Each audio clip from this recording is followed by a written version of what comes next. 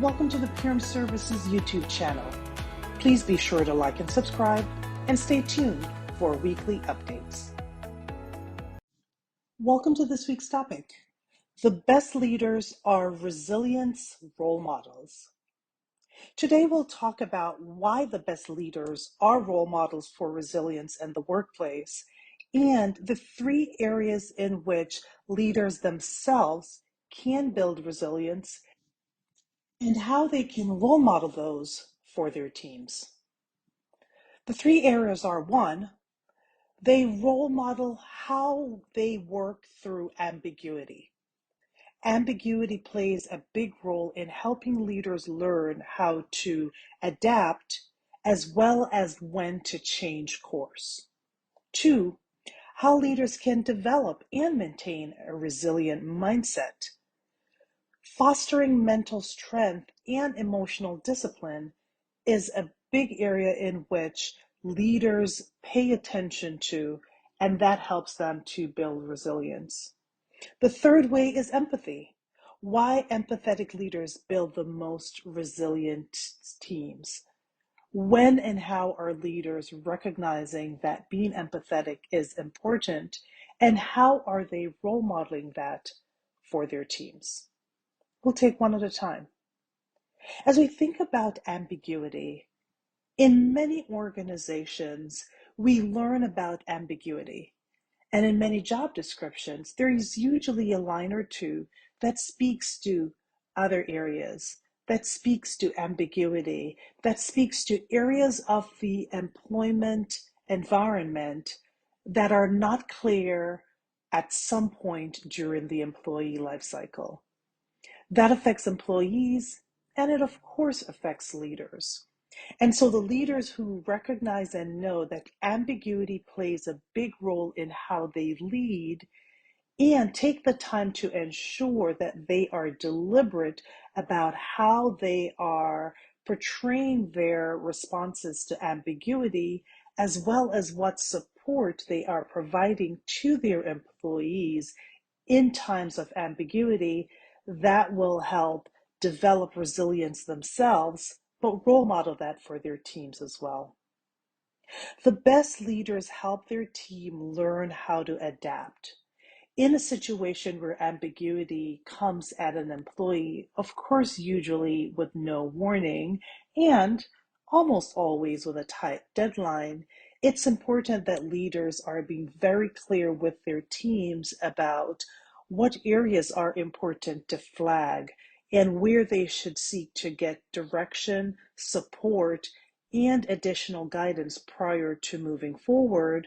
But they should also be very clear about when and how employees can make decisions themselves about how to adapt.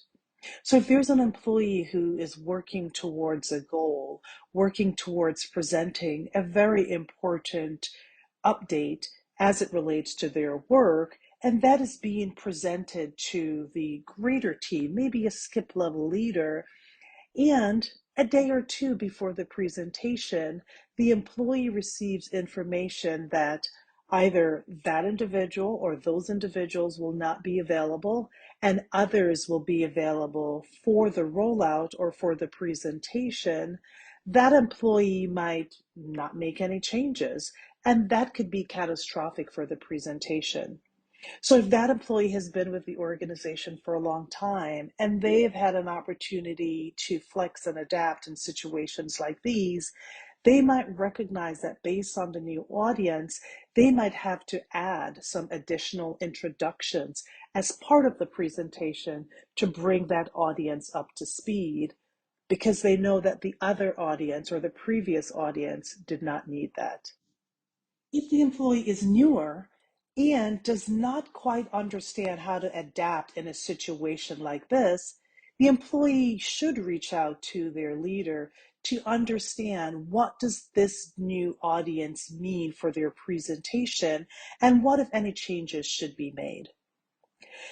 A leader should always be available for their employees, either directly or indirectly. So if there's a situation where a leader is on vacation or heads down at a meeting that requires full attention for a period of time, the employee should always know who is the next in line, who is their next escalation point for any time-sensitive situations. Most of our roles are ambiguous, and most of our roles come with some level of ambiguity at some point.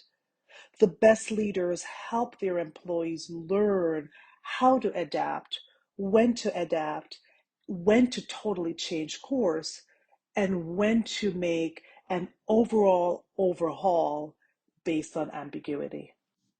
The other way that leaders can help their teams work through ambiguity is by sharing real world examples of how they themselves have dealt with ambiguity, either recently in their current role or previously when they were in a role similar to their employees.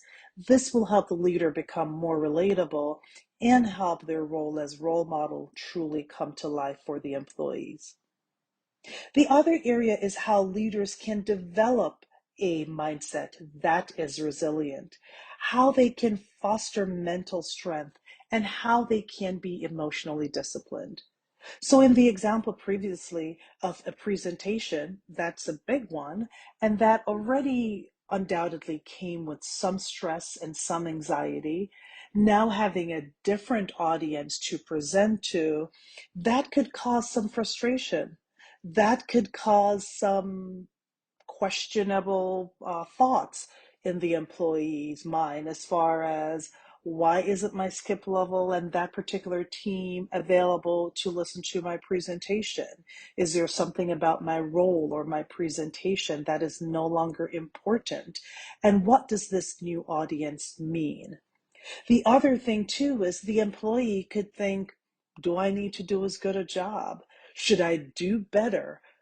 And being psychologically safe to have those transparent conversations with their leader will help the leader to put into perspective their understanding of the changes and help the employee understand and recognize why these changes occur, what it potentially means, and what, if anything, is in control personally by the leader.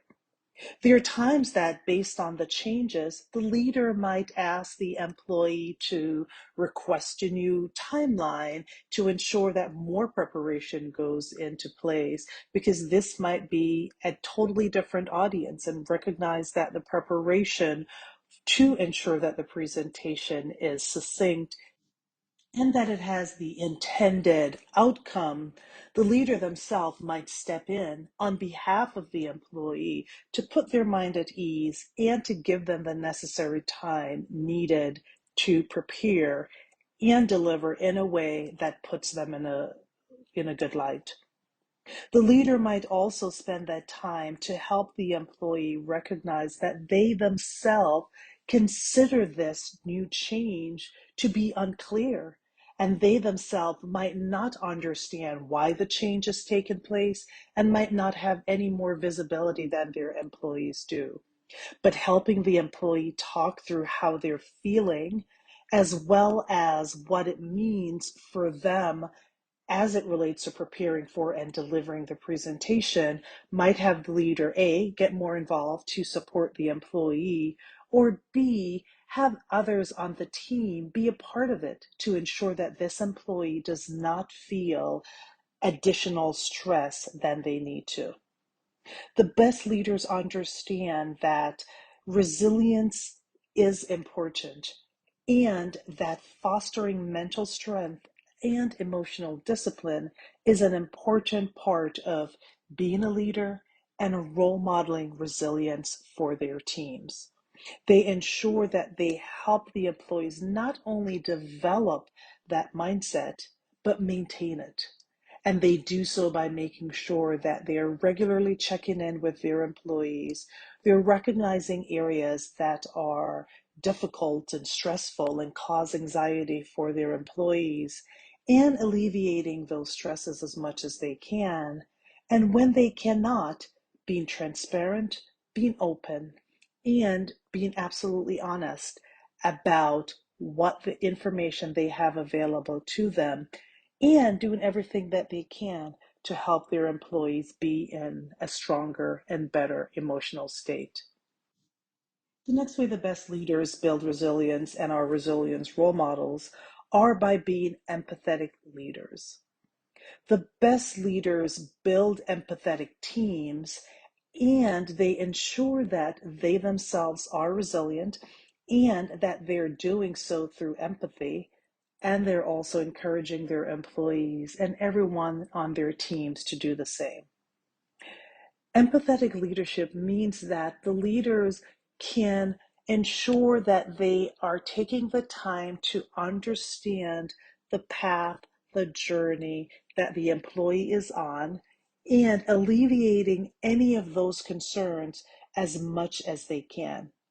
They take the time to ensure that they are communicating honestly and clearly and regularly with their employees, and they make sure the employees understand that they share the feelings with them. So, in the situation where an employee might already be overly anxious and stressed about a big presentation that's coming up in front of a more senior team than they regularly have exposure to, and then a couple of days before that, there's a totally new audience that the employee must present to, it's important that the leader shares with the employee that they understand their feelings and that they themselves would have the same feelings if they were in the situation.